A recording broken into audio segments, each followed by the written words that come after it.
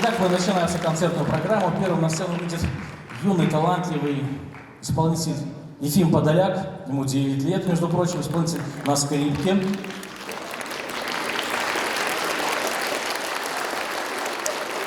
Давайте договоримся, что они юные, молодые музыканты, они еще не решили пойти в музыку, но если вы их будете поддерживать громкими аплодисментами, они точно пойдут в музыку.